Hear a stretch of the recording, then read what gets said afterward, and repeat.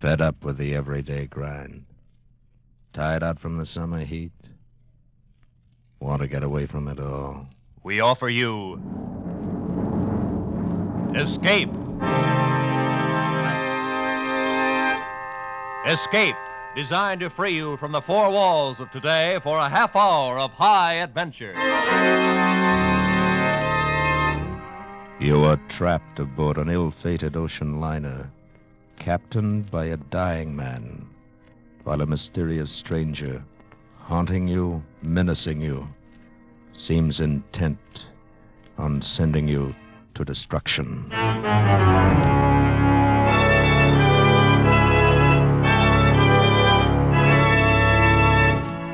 Tonight, we escape to mid-ocean and to the strange passengers aboard a stranger ship, as James Gould Cousins tells it in his gripping story, SS San Pedro.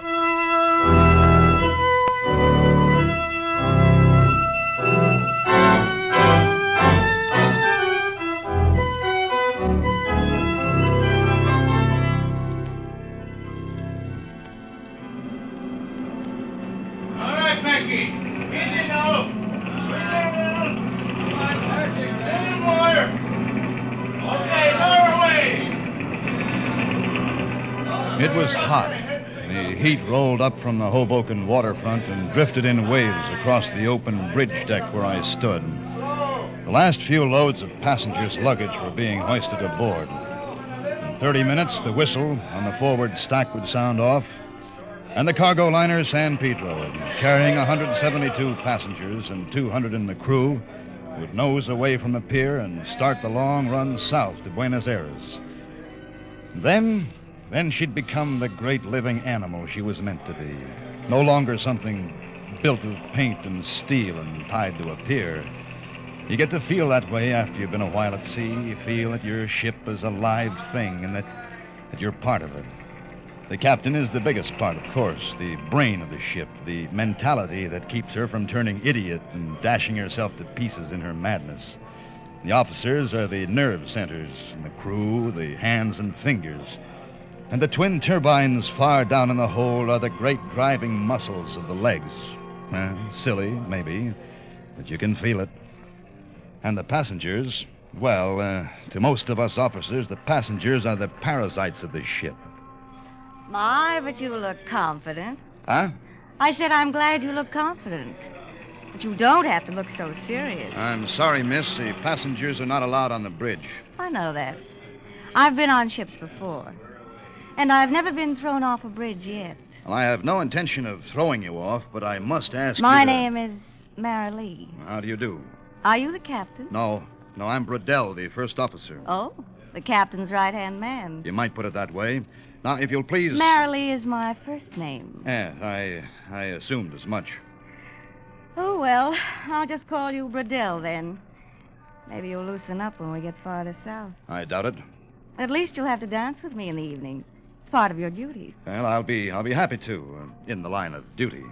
A regular machine, aren't you? I think this is going to be fun. Yeah.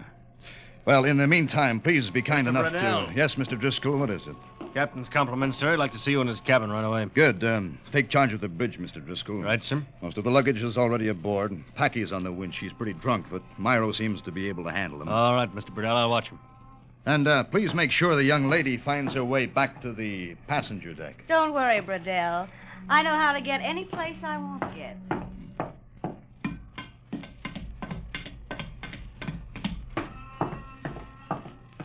You know, deck officers get all the breaks. Who's your little friend, Bradell? Passenger, a cockeyed nuisance. You can have her, Sparks. Good. Maybe I can teach her the code. I doubt it. Hey, wait till you get a load of the captain's visitor. Brace yourself, boy.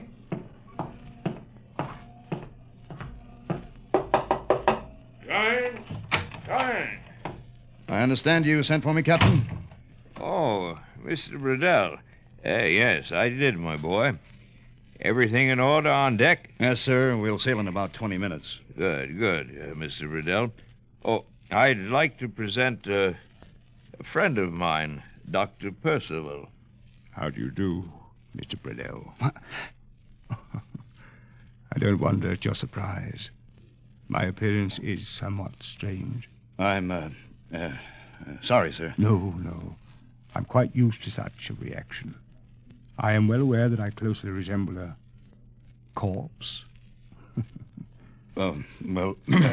Bradell, I wonder if you'd mind showing Dr. Percival around the ship. Captain Clendenning, we sail in 20 minutes. A very brief tour will show me all I wish to see, Mr. Bradell. Well, maybe after we get underway, I could show No, Dr. Percival isn't sailing with us, Mr. Bradell. It shouldn't take more than a few minutes. I'd show him around myself, but I'm not feeling too well. A man wears out, I guess. Starts to break down. Like a machine. Like a machine. That's what she said.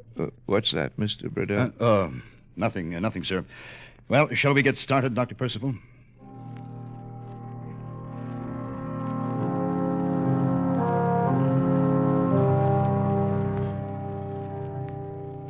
I showed him through the empty dining salon, along the boat deck and the promenade.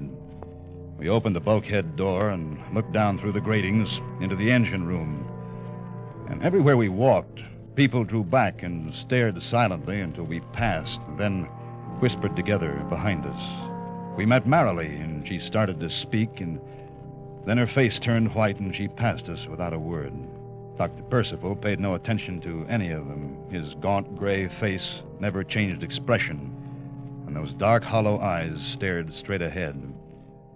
His twisted hands were covered by gloves made of soft gray leather, and he reached out with them from time to time and touched things as we passed, almost caressing them. It was almost repulsive for some reason. Finally, we wound up at the port rail of the officer's deck, and I showed him how to reach the gangplank. I presume these are the officers' quarters along here, Mr. Bradell. Yes, that's right. The port cabin's here, and the same thing over on the starboard. There are a few spares we use for sick bays when we have to. I see. Nearly 400 people on board. Quite a responsibility, especially for the captain. Yes, he has his hands full, all right. And if something should happen to him? Oh, well, I'm next in charge, only nothing will happen. What causes that sound? 1 minute, Mr. Bradell. Right, Myro. Oh, they're the ship's engines. We'll be hearing them for the next 10 days. Mr. Bradell, have you noticed that your ship is not floating level? Huh? This side of the deck, the port side, I think you said, is a good deal lower than the other. Yeah. Yes, we do have a slight list of port. I hadn't noticed it. Well, it's nothing serious. We'll correct it with the ballast tanks as soon as we're underway. Now, sir, if you'll Mr. please... Bradell, the captain is an old man. He's in bad shape. Well, not according to the ship's doctor. I am his doctor now. Well, I don't believe I care to discuss it, sir. Nor I. I only mention it. Thank you, Mr. Bradell, for showing me what I wish to see. I'll be going now. Fine. Glad to have had you aboard. Now, straight down that ladder now. Across the deck.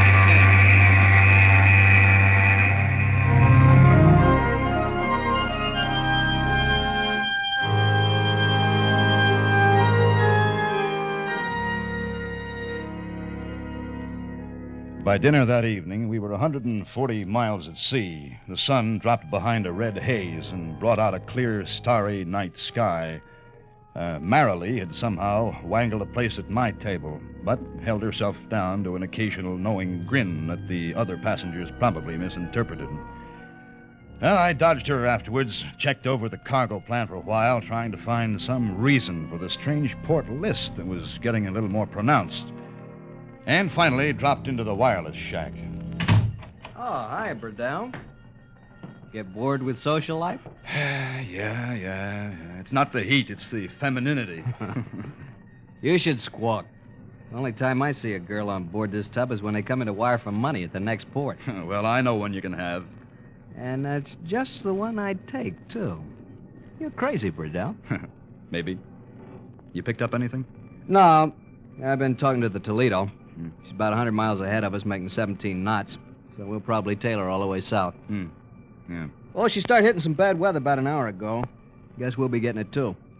Probably make all your lady friends seasick. Good. And see if you can hurry it up. There's the captain in the chart room. Yeah. Called from here 10 minutes ago. Hey, how'd you like that character that came aboard to see you? Oh, Dr. Percival? Uh-huh.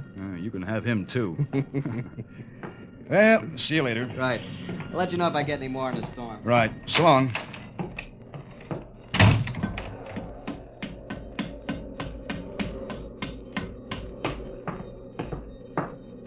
Oh, Mr. Burdell. Huh? Oh, for Wait a minute, I wanted to... No, wait! Wait!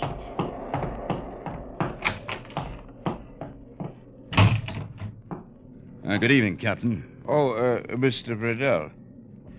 I've been writing up the night orders. Who has the first watch? Driscoll? Yes, sir. Then Eberly. Good. By the way, Mr. Burdell, I appreciate your showing Dr. Percival around this afternoon. Oh, well, I'm glad to do it, Captain. Say, is he an old friend of yours? No. I met him quite recently. Mr. Burdell, what's this port list? It's getting worse. Shows 8 degrees on the clinometer now. Well, I've had one pump on the ballast tank since 3 o'clock. I better put on another one. It worries me.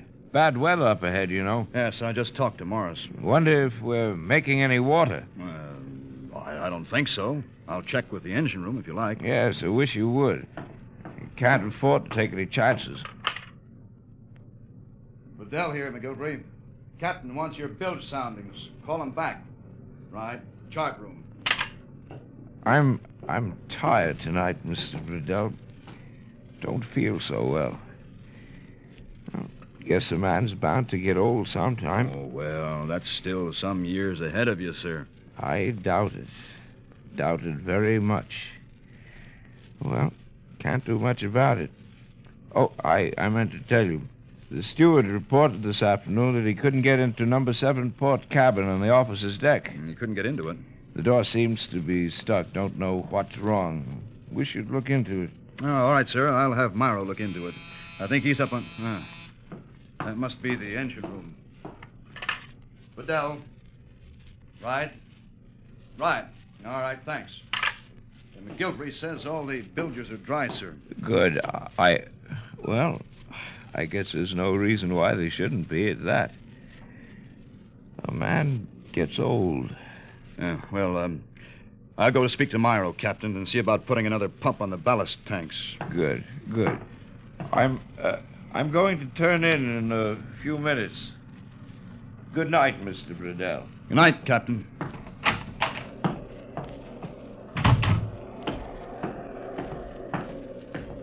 Well, I knew you would have to come out sometime. Now, look, miss. Relax, Burdell. You have a terribly romantic profile. We're getting closer to the tropics all the time. I've been there before. Yes, I'll bet you have. Now, listen. If you want to go... why don't you be human for once? You keep on and you'll end up looking like your ghoulish friend you were showing around this afternoon. He was no friend of mine. There should be a rule against taking passengers who look like that. It gives me the creeps. Well, for your information, we didn't take him. He went ashore. Oh, you'd be a good liar, Burdell, if I hadn't seen him myself a half an hour ago. Huh? Where? He went into one of those cabins right down there ahead of us. On the officer's deck? Mm-hmm. You didn't notice which one? Yes, I did, as a matter of fact. It was number 7. 7, huh? All right, come on. Now, look, Burdell, I don't want to meet the guy. I don't want to have anything to do with him. Gave me the shivers just to look at him. Did it?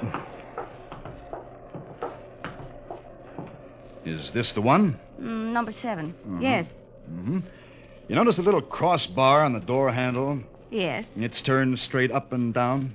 Yes. That means the door's unlocked, huh? All right. But it doesn't open. That's right, because it's jammed.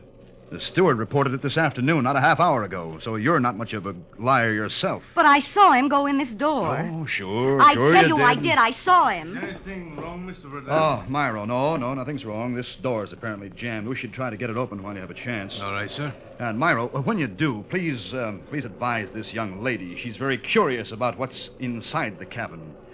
Good night.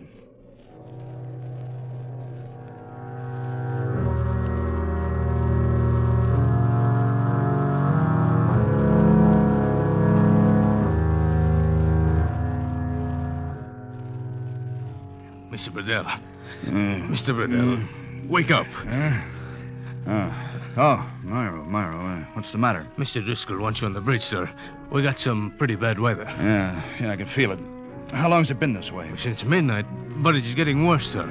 Steward says some glass broke on the promenade deck. We've shipped water in the forward hold. All right, Myro. Tell Driscoll I'll be on the bridge in 5 minutes. Get going.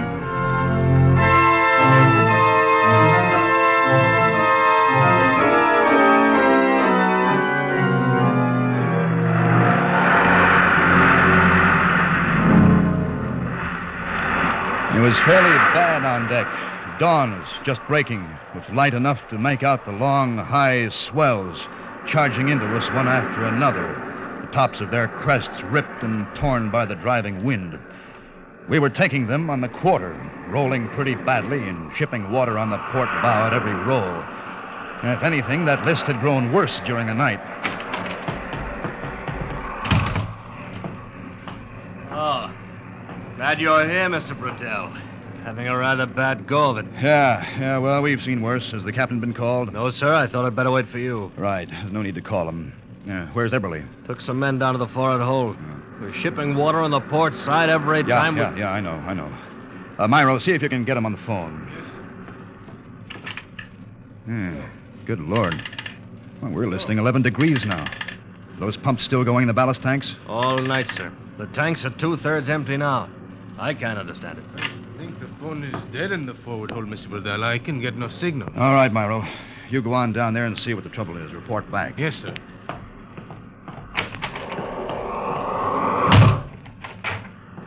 Huh. 11 degrees. Can't see any reason why... Oh, I'll take it, sir.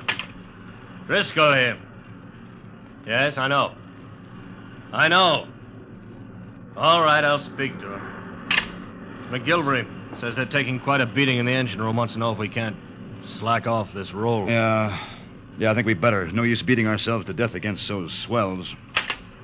Glendenning here. Riddell, Captain. Sorry to bother you. It's all right, boy. What is it? Permission to change course, sir. We're taking a bad swell on our quarter. Granted. Whatever you think best. Thank you, sir. Need me for anything? No, sir. I'll report later. All right, Mr. Driscoll, new course. Yes, sir. Ease off 14 degrees and then hold due south. Ease off 14 degrees, hold due south. Aye, sir. I'm going to the wireless room. All right, sir. We ought to be out of this by afternoon.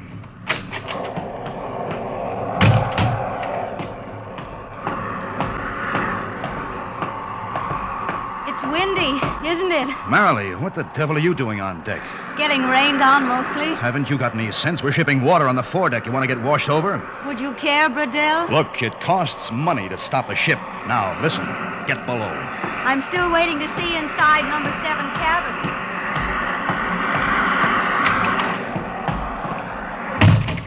Well, Bradell. They're kind of shaking us well before using, aren't they? Yeah, just changed the course. Should ease this roll a little.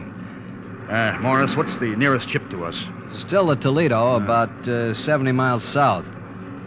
They say it's raining down there. Can you imagine? There's nothing any closer, huh? Well, nothing that I've been able... Hey, you don't figure we're... No, there's no danger, Morris. Just routine. Well, I'll see what I can pick up. Static's not making it... Oh. Morris. Yeah, he's here. It's for you. Thanks. Bedell speaking. Driscoll, sir. Yeah? McGilvery just called. Wants permission to put all pumps to work on the bilge. On the bilge? What for? Says we're making water from somewhere.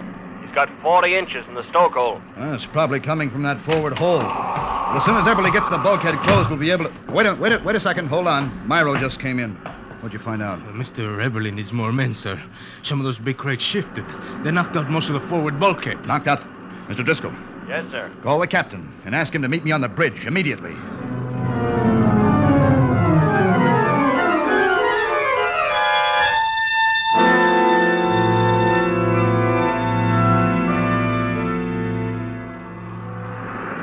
The next hours were a nightmare. All through the day, into the evening. Terrified passengers huddled in the lounges in the salon, not knowing just how great the danger might be and fearing the worst. At 11 a.m., one of the pumps broke down, and the San Pedro settled a little lower as the water gained in the bilges. At 1:30, pump back in operation, and for a while we held our own. Down in the forward hold, men fought a heartbreaking battle in water up to their armpits and tried to throw up a temporary bulkhead. At 5:15, a heavy sea crashed through the steward's pantry, and 6 men vanished overboard in a smother of foam. All night long, we fought the sea and lost the battle foot by foot. The strange list to port grew worse. By dawn, we were leaning over 18 degrees and shipping tons of water with every roll.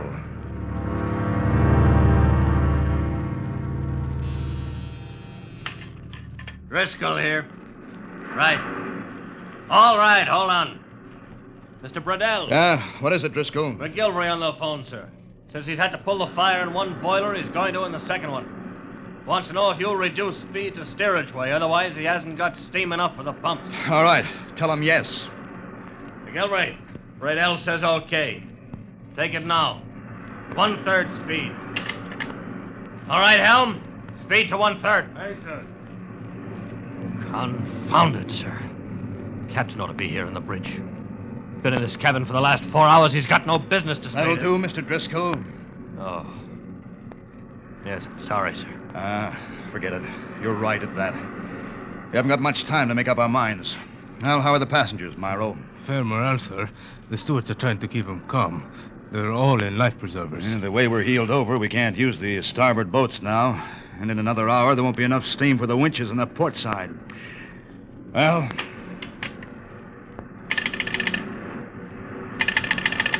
Hello. Hello. Oh, what the devil? Now the captain's phone's dead, too. Myro. Yes, Miss Bradell? Go down to the captain's cabin, ask him to come up. Yes, sir. We can't chance it any longer, Driscoll. At least we can start a call out while the captain's on his way here. Right. Morris here. Bradell on the bridge. You still sending CQ? Yes, sir. Repeats in 5 minutes. You picked up anything? The Toledo. There's a canard liner 100 miles north. Yeah, that's not much help. How bad off are we, sir? Bad enough you can start sending an SOS now. Give me position on anything you pick up and stand by for further orders. Right, sir. This is it, then. Well, what else, Mr. Driscoll? It may be too late as it is. Mr. Bradell. Yes, Myro? The captain, sir. He's in his bunk, dead. Good Lord. Well, he was right then. Men get old. Machines wear out. I think he's been dead for some time, Mr. Bradell. Probably so. Myro, did you ever get that port cabin door open? Didn't have any chance, sir, but what difference does it make now? None, I guess. I just wondered. All right, Mr. Driscoll. Yes, sir. Put a general order on the PA. Emergency. All officers stand by boat stations, prepare to abandon ship. Yes, sir. Now? Go ahead. Attention.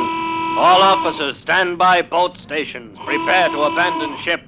All officers stand by boat stations. Prepare to abandon ship. All officers stand by boat stations.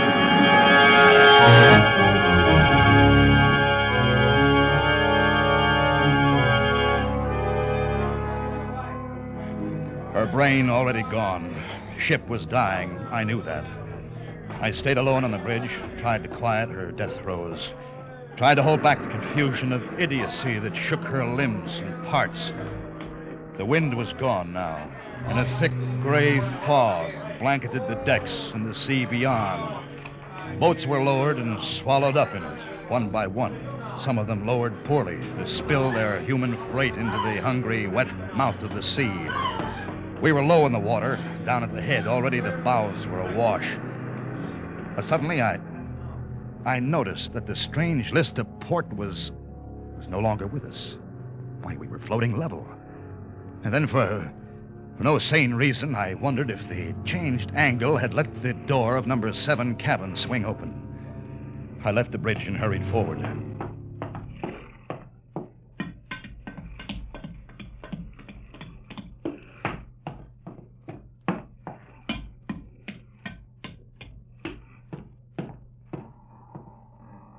The door was ajar and swung gently with the movement of the ship.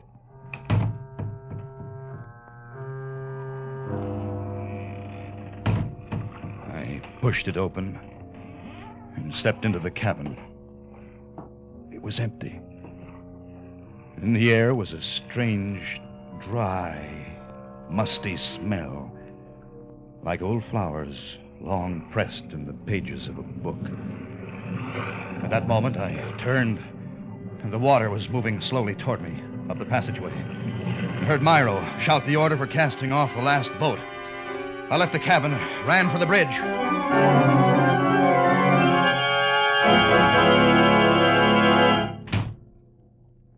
Hello, Bradell. Marilee, Glad to see me? oh, do you know the last boat just went over the side? Sure. I was about to get in a boat. Then I changed my mind. Why? When it's your time, you can't do much about it. And I knew it was when he first looked at me. What are you talking about? When who looked at you? That guy you called Dr. Percival? He's not on board. I just came from cabin 7. It's empty. Of course it is. Now. He's out prowling around the boat somewhere. I saw him go ashore before we left New York. And I saw him 3 minutes ago. You're crazy. He was standing beside that lifeboat. The one I didn't get in. That lifeboat was your last chance to live. Why didn't you take it? I thought it wouldn't be so lonesome to come here and die with you. But you wouldn't have died. Oh, Bradell, don't you know yet? It wouldn't have made any difference no matter what we did. Not with Dr. Percival on board. What has Dr. Percival got to do with it? Everything. When that lifeboat hit the water, it capsized. I knew it would. So you see, I'd have died anyway. Bradell, the water's coming up faster now. Yeah. Sinking fast. We'll go under any second. He must be on his way here. We should be hearing his footsteps. Who in the name of heaven is Dr. Percival? Who do you think he is?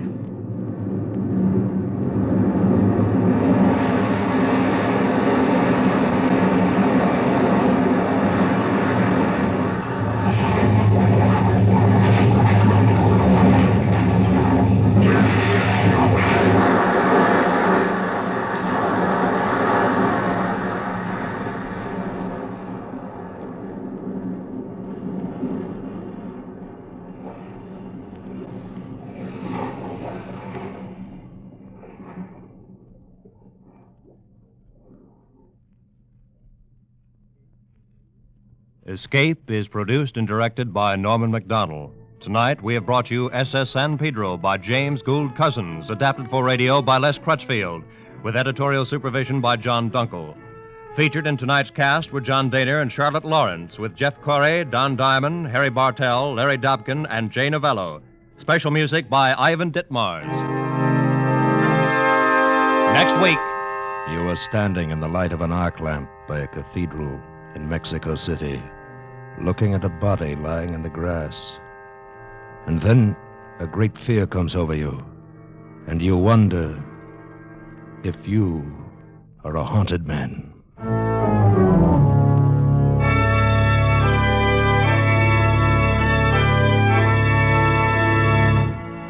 Next week, we escape with Ralph Bates' most unusual story, The Haunted Man. Good night, then, until this same time next week, when once again we offer you Escape.